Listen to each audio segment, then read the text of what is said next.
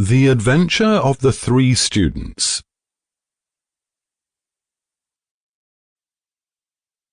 It was in the year 95 that a combination of events, into which I need not enter, caused Mr. Sherlock Holmes and myself to spend some weeks in one of our great university towns, and it was during this time that the small but instructive adventure which I am about to relate befell us.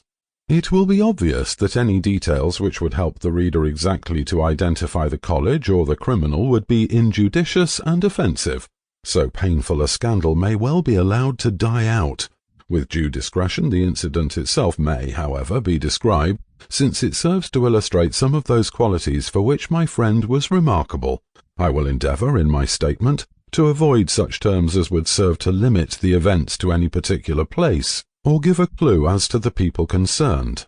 We were residing at the time in furnished lodgings close to a library where Sherlock Holmes was pursuing some laborious researches in early English charters, researches which led to results so striking that they may be the subject of one of my future narratives.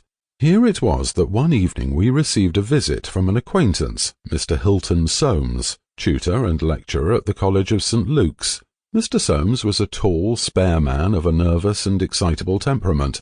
I had always known him to be restless in his manner, but on this particular occasion he was in such a state of uncontrollable agitation that it was clear something very unusual had occurred. "I trust, Mr. Holmes, that you can spare me a few hours of your valuable time. We have had a very painful incident at St. Luke's, and really, but for the happy chance of your being in town, I should have been at a loss what to do." "I am very busy just now, and I desire no distractions," my friend answered. "I should much prefer that you called in the aid of the police." "No, no, my dear sir, such a course is utterly impossible.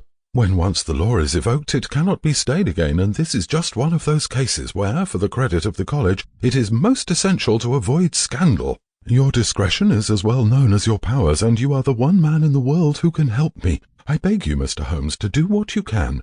My friend's temper had not been improved since he had been deprived of the congenial surroundings of Baker Street. Without his scrapbooks, his chemicals, and his homely untidiness, he was an uncomfortable man. He shrugged his shoulders in ungracious acquiescence, while our visitor, in hurried words and with much excitable gesticulation, poured forth his story. "I must explain to you, Mr. Holmes, that tomorrow is the first day of the examination for the Fortescue Scholarship. I am one of the examiners. My subject is Greek, and the first of the papers consists of a large passage of Greek translation which the candidate has not seen. This passage is printed on the examination paper, and it would naturally be an immense advantage if the candidate could prepare it in advance. For this reason... Sample complete. Ready to continue?